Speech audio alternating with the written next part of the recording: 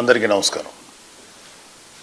Already మా జనసేన కార్యకర్తలకి వీర మహిళలకి ఎస్పెషల్లీ పిఠాపురం కాన్స్టిట్యున్సీలో ఉన్నటువంటి ప్రతి జనసేన కార్యకర్తకి వీర మహిళలకి అభిమానులకి అందరికీ ఒక విషయం ఆల్రెడీ చెప్పాను.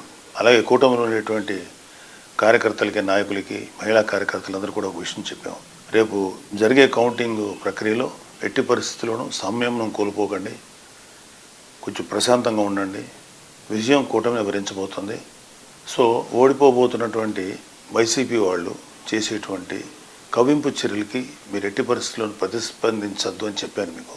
కానీ రీసెంట్గా వైసీపీ నాయకుడు సజ్జల రామకృష్ణారెడ్డి వైసీపీ కార్యకర్తలను రెచ్చగొట్టే విధంగా వ్యాఖ్యలు చేయటం మేము ఖండిస్తున్నాం.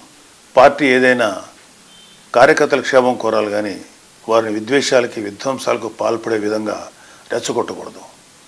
అలాగే వైసీపీ నాయకులు వారు ఓడిపోతున్న విషయం జీర్ణించుకోలేకపోతున్నారు.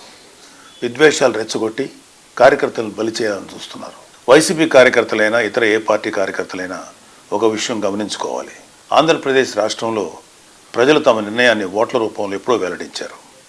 గతంలో ఎన్నడూ లేని విధంగా ప్రజలు వైసీపీపై తమ వ్యతిరేకతను ఓట్ల రూపంలో చూపించారు. తాజాగా వెలువడిన అన్ని ఎగ్జిట్ పోల్ సర్వే ఫలితాలు కూటమికి అనుకూలంగా వెలువడడం కూడా వైసీపీపై ఉన్న ప్రజాగ్రహాన్ని తెలియజేస్తున్నాయి.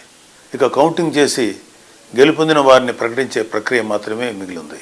కౌంటింగ్ రోజు ఏజెంట్లుగా హాజరయ్యే కార్యకర్తలు తమ పార్టీ అభ్యర్థికి ఎన్ని ఓట్లు పోలయ్యాయో ఓట్ల లెక్కింపు ప్రక్రియకు అనుగుణంగా ఎప్పటికప్పుడు నమోదు చేసుకుంటూ అంతిమంగా గెలుపు ఓటములు నిర్ధారించుకోవాలి. ఒకవేళ ఏవైనా సందేహాలు అనుమానాలు ఉంటే అక్కడే ఉన్న సంబంధిత ఆర్ఓకు ఫిర్యాదు చేయవచ్చు. ఘర్షణలకు దిగడం వల్ల కార్యకర్తలు వారి కుటుంబాలు ఇబ్బందులు పడతాయి తప్ప మిమ్మల్ని రెచ్చగొట్టేవారు ఎవరు మీకోసం రారు అనే వాస్తవాన్ని గుర్తించాలి. జూన్ 4న జరగనున్న కౌంటింగ్ ప్రక్రియకు ప్రజాస్వామ్య పద్ధతిలో ఎన్నికల కమిషన్ అధికారులు జారీ చేసిన నిబంధనలకు అనుగుణంగా నడుచుకోవాలని అన్ని పార్టీల కార్యకర్తలను మరొకసారి కోరుతున్నాను. వైసీపీ కార్యకర్తలు చెప్పేది ఏంటంటే, దయచేసి మీరు మీ నాయకులు మిమ్మల్ని రెచ్చగొడితే దయచేసి రెచ్చిపోకండి. మీరు వైసీపీ కార్యకర్తలు, జనసేన కార్యకర్తలు, టీడీపీ కార్యకర్తలు, బీజేపీ కార్యకర్తలు ఎవరైనా ఓకే. మీరు ముందు ఒక రాజకీయ పార్టీ కార్యకర్తల కన్నా మీరు ఒక మనిషి, మీకు ఒక కుటుంబం, మీకు ఒక బాధ్యతలు ఉన్నాయి.